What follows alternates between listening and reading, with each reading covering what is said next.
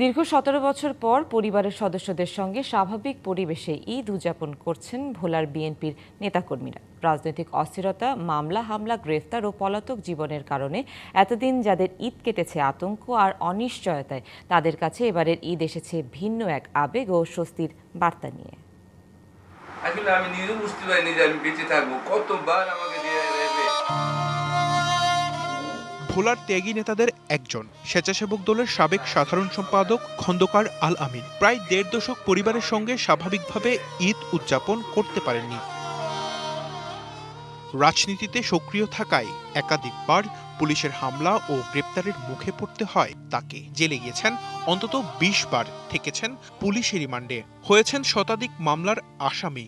আমার বড় মেয়েটা জন্ম নেওয়ার দিন আমরা যে ক্লিনিকে আমি গিয়েছিলাম একটু দেখার জন্য, যৌথ বাহিনী আমাকে গ্রেপ্তার করতে যায়, আমি সেখান থেকে অল্পের জন্য পালিয়ে যাই। ১৫ দিন পরে আবার যখন আমি ফিরে আসি আমার বাচ্চাকে দেখার জন্য, সাথে সাথে আমাকে ওইখানে যৌথ বাহিনী গ্রেপ্তার করে জিয়া মার্কেটটার মধ্যে।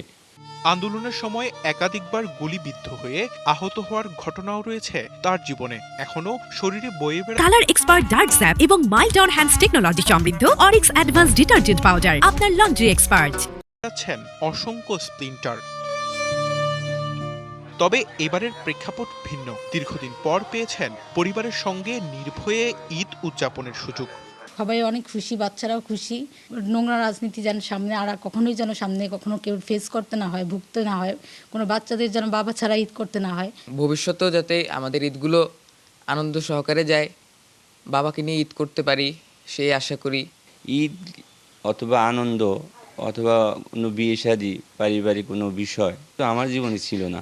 ভোলায় যেই আন্দোলনগুলো হতো, যে আন্দোলনগুলো চলতো, সেই আন্দোলনের মূলত ম্যাক্সিমাম প্রশাসনিক এবং আওয়ামী লীগের যেই আক্রোশটা, এটা মূলত আমার উপরেই বেশি থাকতো। দীর্ঘদিনের ভোগান্তির পর এবার ঈদ তাদের কাছে শুধু ধর্মীয় উৎসব নয়, বরং স্বাভাবিক জীবনে ফেরার এক প্রতীক। TBC news desk.